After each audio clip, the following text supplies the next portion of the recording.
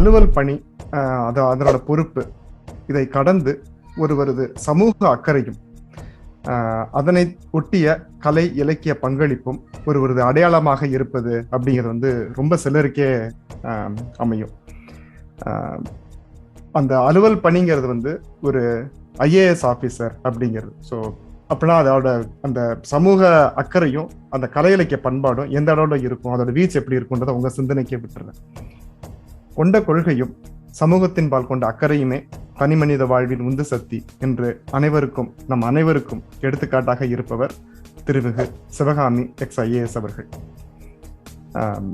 அவர்கள் ஒரு இந்திய தமிழ் எழுத்தாளர்.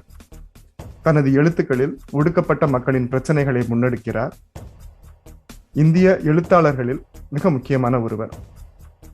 தமிழ்நாட்டில் தூத்துக்குடி, வேலூர் மாவட்ட ஆட்சியாளராக பணியாற்றியுள்ளார். தொழிலாளர் துறை கூடுதல் செயலாளராகவும், சுற்றுலாத்துறை இயக்குநராகவும், ஆதி திராவிடர் மற்றும் பழங்குடியினர் நலத்துறை செயலாளராகவும் பணியாற்றியுள்ளார். Sivakami I.A.S is an Indian Dalit feminist writer, former I.A.S officer, and an activist predominantly writing in Tamil. Her notable works include பழையன கடிதலும், குறுக்கு வெட்டு, நாளும் தொடரும், கடைசி மாந்தர். Apart from being one of the most prominent novelists in India, she has also constantly voiced her on contemporary and political issues. An author of 6 novels and more than 60 short stories, Sivakami I.A.S and writer has also actively contributed to monthly magazine Pudhiya Kodangi since 1995. திருமிகு Sivakami I.A.S அவர்களை The role of Indian administrative services in the growth of India after independence என்னும் தலைப்பில் உரையாற்ற அழைக்கிறோம். அனைவருக்கும் வணக்கம். Am I audible? கேக்குதுமா?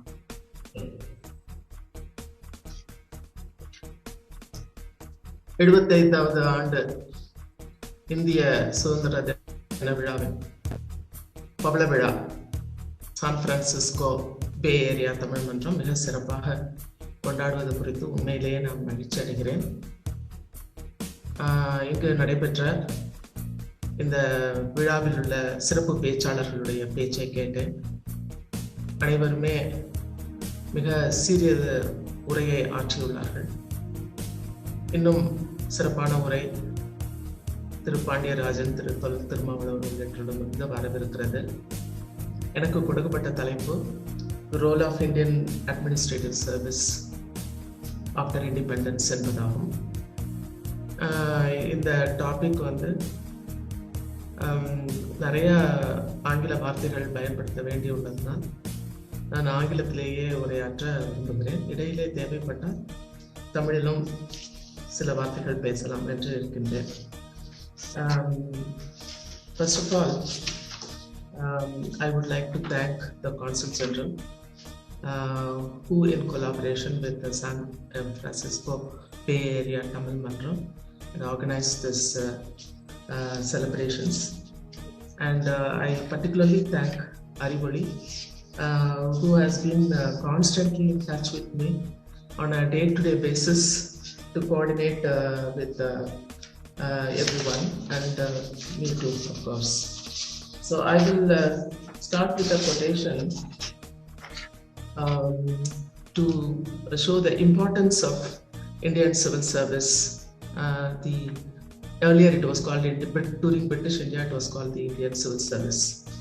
If you take that steel frame out of the fabric, it would collapse. This is one institution we will not cripple.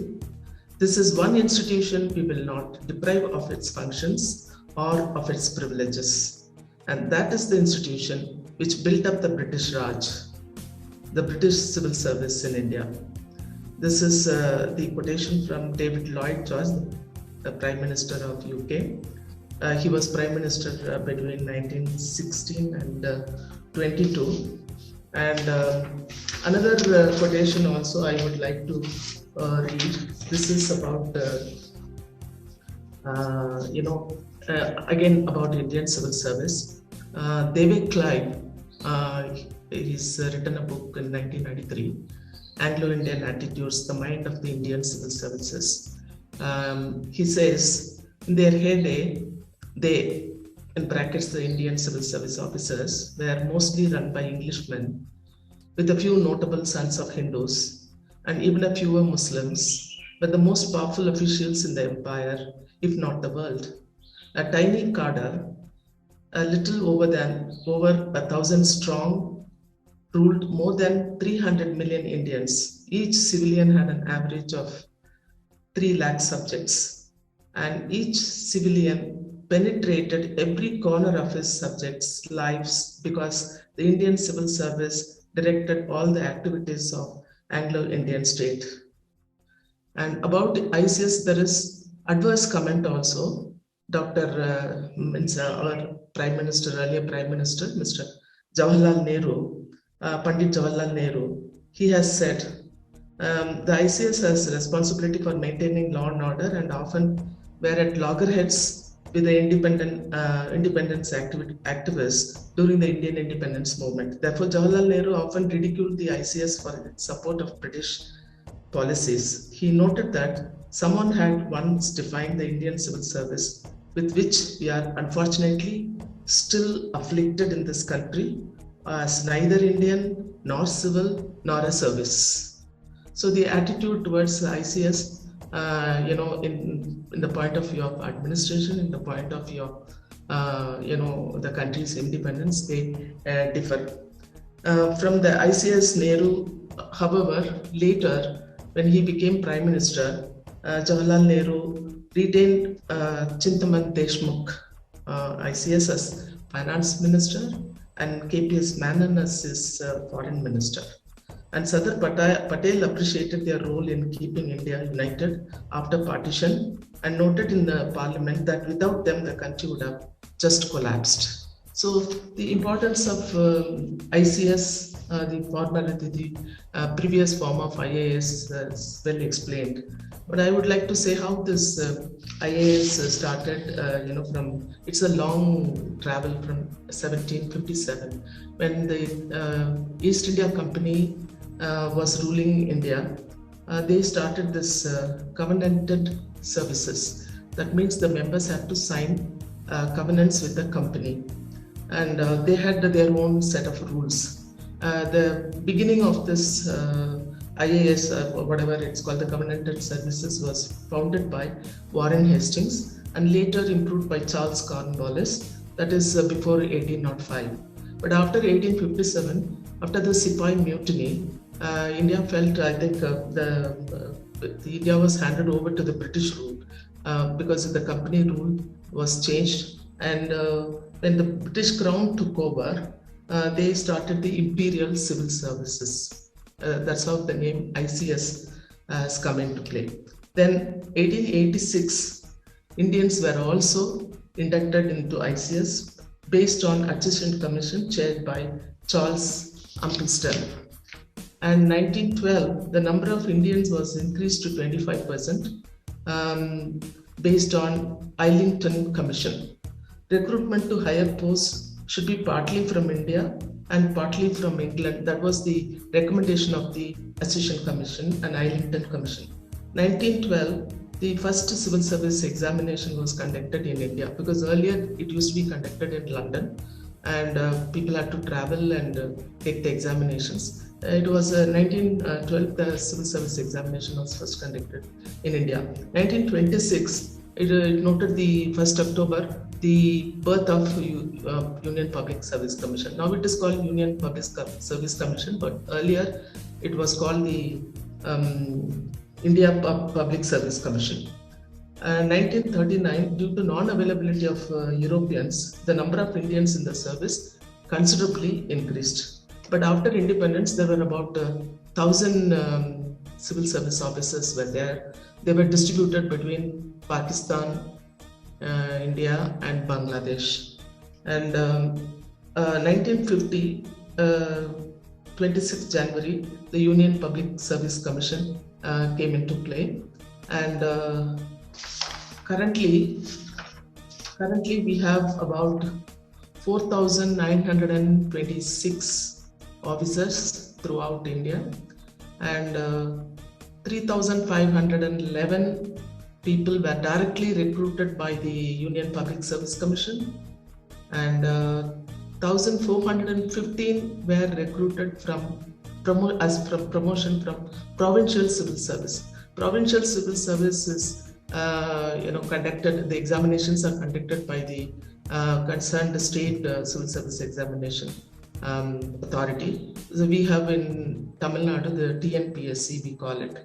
So from the ranks they were promoted. Actually, there's not much of a difference, because an officer who's recruited from TNPSC, he works for 10 years and then he gets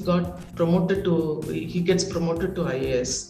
And the difference between, actually he's given 5 years cushion period. So the difference is that a person writing provincial civil service examination, assuming that he joins in 1980, means 1985 he becomes I.A.S. because he is given 5 years cushion period. So I've just basically explained how this I.A.S. has traveled over the years. And now I will like to say how difficult is this examination. Is this very difficult? Because people think that it's a very difficult examinations to pass, and 1 in a million. Nowadays, I think more than 10 lakhs people they take these examinations in different centers spread out throughout India, and hardly 1,000 people are selected and they are allocated to different services. The UPSC examinations are conducted for 24 kinds of services. And I.A.S. of course is the predominant, and followed by I.P.S. and I.F.S. Indian Railway Service alone has 4 or 5 categories: audit and accounts, post and telegraph, like that. There are 24 services the examinations are conducted. So the examination pattern also has been changing over the years. When I took the examination in 1979, it was on a different pattern: 5-6 papers of different subjects, and then 1 general knowledge and 1 general essay. That was the system. But I took the changed pattern in 1980 because the second time when I appeared for the examination, the pattern was changed. It was a preliminary examination, main examination, and personality test at Delhi. So now what is the system existing? Now it's again undergone a change.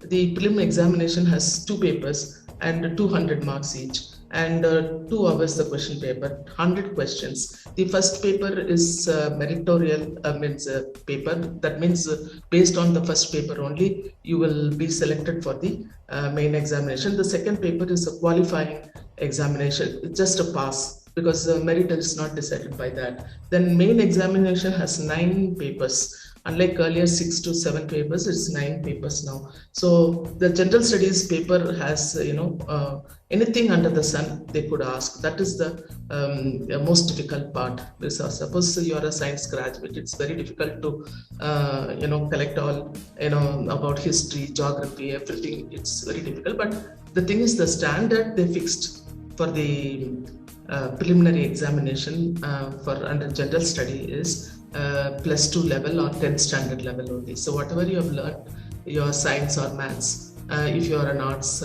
student, then that will do. So the general studies paper consists of current events, history of India, Indian national movement, Indian and world geography, Indian polity and governance, economic and social development, environmental ecology, biodiversity and climate change, and general science. So there is a mix of science and arts. So almost everything under the sun, they could ask questions. That is general studies part 1. And part 2 is comprehension, interpersonal skills, including communication skills, logical reasoning and analytical ability, and decision making and problem solving, general mental ability, basic numeracy, that is class 10 level, and data interpretation, class 10 level. So the syllabus also very expanded, and main examination, the papers, because people keep asking, the examination is very tough, but I advise them, so if you're very strong in your academics, you will definitely get through I.A.S. with a little preparation on general studies. So if you look at this, syllabus, then you will know that it is very easy to get through. I'm not saying it's very easy, but you have to put in years of work. When I was student after my MA graduation, I was an outstanding student and a gold medalist. My father took me to Mr. Ramdas I.A.S. just to have a feel about I.A.S. So I was so puny and coming from a rural area. So he looked at me and he said, "You must study for 14 hours." So I was wondering how I'm going to prepare 14 hours. So I calculated time, but I made it a point that I would read for 14 hours. So I got through, but when the first examination, because I thought I would just give get a experience about I.A.S. examination, but fortunately I got through the first examination. But the personality test, I think I had lower marks, so I was allocated to Indian income tax service, Indian revenue service it's called. So second time I knew that I was going to get through. So these papers are essay writing, history and geography, general studies, governance in constitution, polity, social justice and international relations, and technology, economic development, biodiversity, security and disaster management, ethics, integrity and aptitude, Indian language, English language, optional subject paper 1, optional subject paper 2. So optional subject is what is your, because your MA subject, or because though they say your BA degree is sufficient to apply for I.A.S. examination, the questions are asked the master level. So the postgraduates, if you're a postgraduate, then it's very easy for you to take the examinations. There is a 2-year training period at Lal Bahadur Shastri National Academy of Administration, which really prepare you to hold the portfolio for about next 30 years of your service. So morning 6 a.m. you have to get up and 60 minutes of exercise, and 7 to 9 free morning activities, 9:30 to starting from 9:38 to 10 hours of academic activities like lectures. The lectures are not purely lectures, there is group work, workshops, case studies, and also extracurricular involves. And during the training period, we have village visits, because some of them, born and brought up in urban areas, and mostly because when I was in the academy, most people qualified for the I.A.S. examination, from the I.A.S. examinations were from JNU and Delhi School of, Delhi School and all. So they may not know what a village looks like. So the village visit will last for about 7 days. And Bharat Darshan, people from South, they would opt for North India, Northeastern part. So there we were divided into groups, and I chose the group in the middle, Madhya Pradesh, Uttar Pradesh, Gujarat and all that. So I had an opportunity to visit during 2 months Bharat Darshan. Then we have army attachment with the Indian Army. So I was at Uri in Kashmir. That was a very memorable experience. And later we have tribal attachment. I had with the Gonds of Madhya Pradesh for about 15 days, and parliament attachment another 15 days. During that parliament attachment in Delhi, we are taken to the President of India and the Prime Minister of India. So he gives a small lecture during that time. So this was a kind of a very, the foundation course lasts for 3 to 4 months, and after that we have a professional training. The I.A.S. remains in Lal Bahadur Shastri National Academy of Administrations. Others go to their professional course locations, like I.R.S. goes to Nagpur, police goes to Hyderabad, like the different centers, defense goes to Dehradun, like that. So there are several centers where people are having a professional training. So the field training is 1 year. I had my field training in Uttar Pradesh because I was allotted to UP cadre initially. That was again an unforgettable experience. But the advantage was that I became fluent in Hindi and I could read and write, though I didn't know a word of Hindi before going to the academy. So maybe 2 words I knew, Acha or Pani. And when I went to Allahabad, and I could speak the language. That was one advantage. And the cadre allotment is very important, because why people from south are allotted to the north and north people allotted to south, east, west. This is they call the national integration, like the post of governors. They can't get the home state. Similarly, only if you're very, very meritorious, you will get home cadre. If not, you will be allotted to the cadre of your option, subject to availability of vacancies there. So this is very important. And after these 2 years rigorous training, we are posted as sub-divisional officers, that is sub-collector, they call it. In Uttar Pradesh, they call it sub-divisional magistrate, and later we become district, after become sub-divisional officer, then we are promoted to additional collector, then district collector.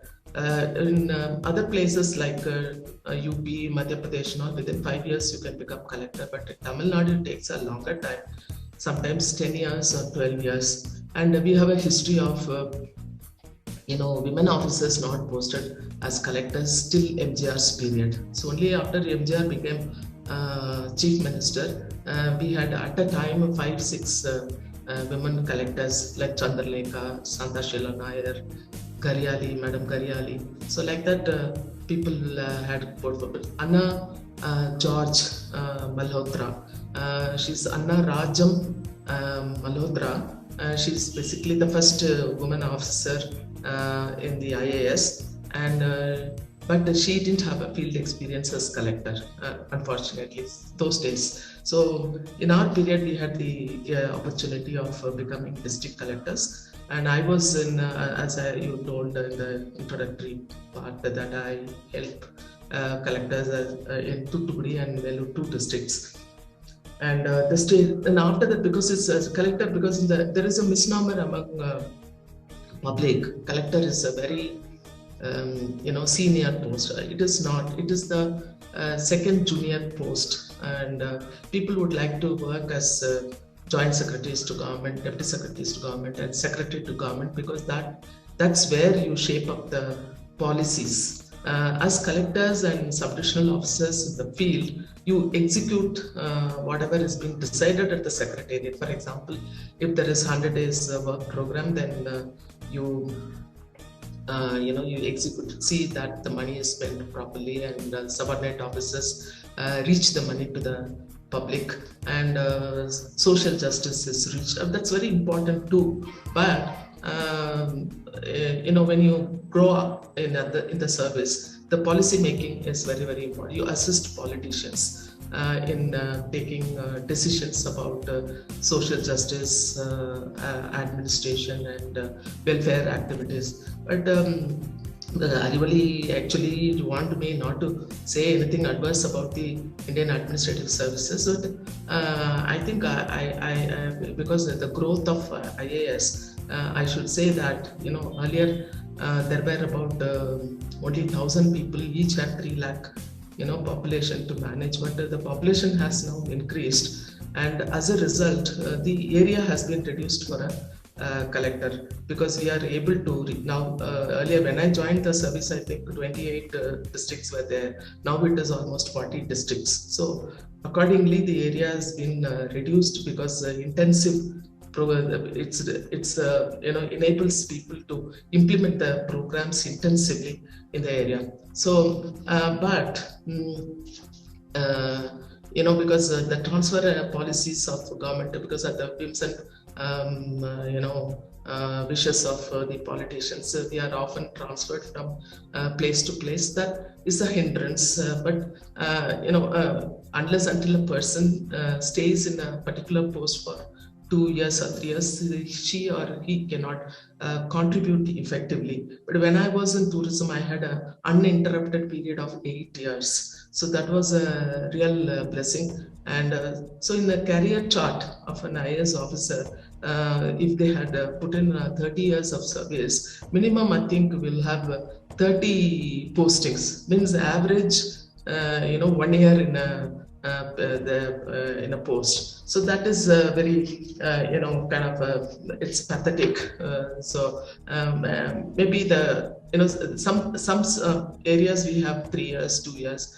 For example, innocent Divya, who's a collector, who was a collector in Ooty, the court had ordered that she should not be transferred because of some politician was kind of at her back for her transfer. But now finally she is transferred because she did some good work. And the decision making, I said, we assist the politicians in making decisions, but we are not definitely part of this freebies, because no I.A.S. officer will say that give mixie, grinder, television, etc. to people. Of course, there may be some benefits of free mixies, grinders, etc. Recently, I was at Coimbatore attending the MrMaFoiK-Pandiarajan Sangam had organized a function, and in that a person who had risen up from the ranks, he had given a statement that, see, in his house, the first time he had a fan. That was a wonderful change, he said. Because they didn't have a fan at all in their house, so it was given. Maybe that's a very welcome change for them, but it doesn't help them to change their, it enables them to read properly, maybe a little bit comfort, but they still are dependent on government. So therefore, not most policies are designed and by the bureaucracy. It's all, I think, populistic schemes are always the handwork of the politicians. We have difference of opinions whether the freebies are good or bad.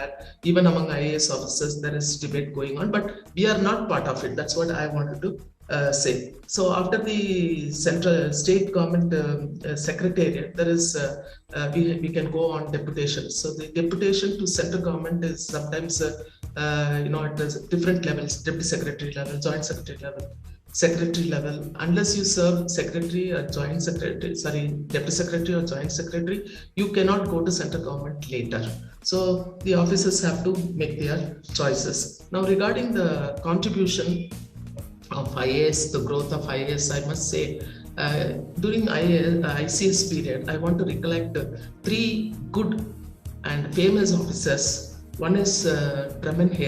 You must have heard about him. He was collector of the Consulate district Chengalpattu, and he wrote a 100-page report, The Problem of Pariahs.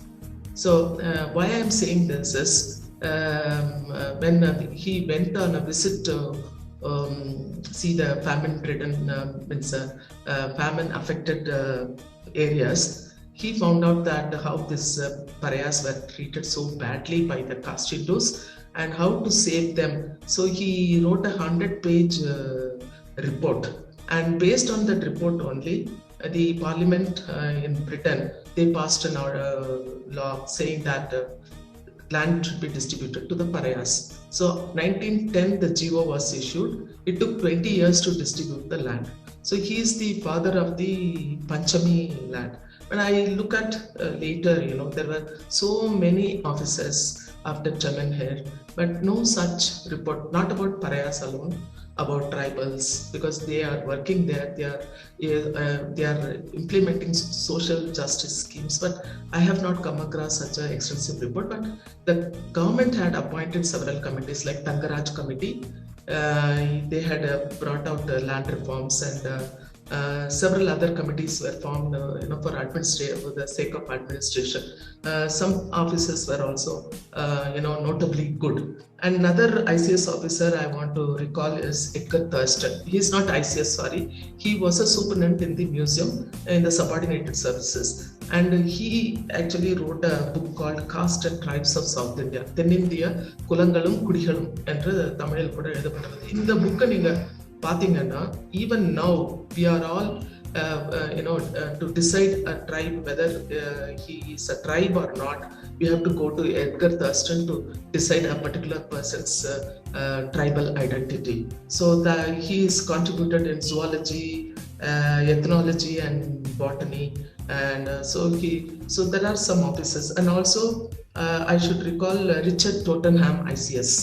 So he was fundamental to Indian bureaucracy. And of course, when I was in UP, I didn't find the trace of Tottenham in maintenance of files and distribution of work. What is Tottenham system? Tottenham system says that studies completely the office working and divides the work department-wise and how to maintain files. There is a system of a personal register. So the personal register, a file comes, you have to make an entry and assign to a particular clerk, and then watch its return, downward, upward. So it is complete, so your file cannot be lost.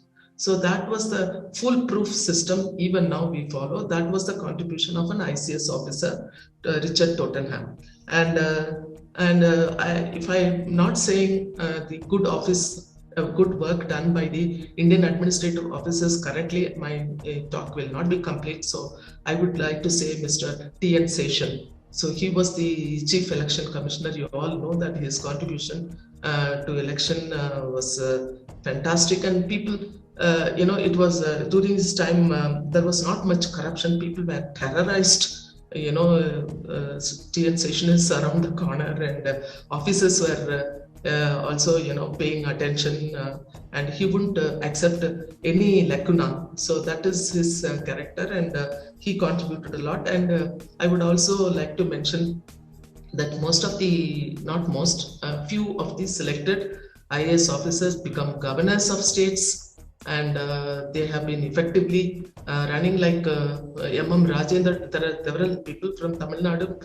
Mr. P.C. Alexander had become a governor, and Mr. Padmanabhan was governor Mizoram, and Mr. M.M. Rajendran was governor of Odisha. When he was governor of Odisha, he was considered as people's collector, people's governor. So he helped the flood. That time it was a cyclone and flood, and when he joined there, he contributed a lot. And my batchmates, I must say that Mr. Shaktikanta Das, now he's the governor of Reserve Bank.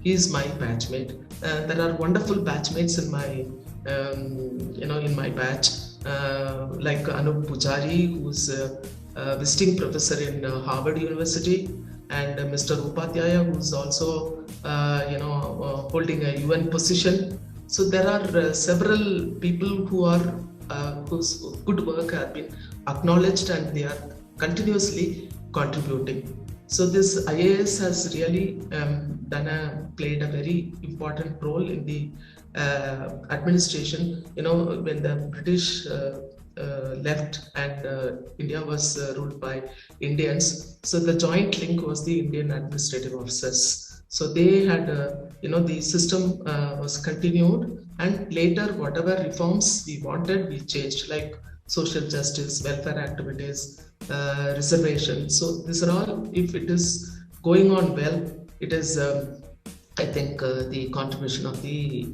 people from Indian Administrative Service. And I must say that Tamilians should be proud that Tamil Nadu is one of the best administered states in spite of several drawbacks. So it is one of the best administered states. Thank you very much for the opportunity. I think maybe I have exceeded my time, but thank you very much once again. Thank you.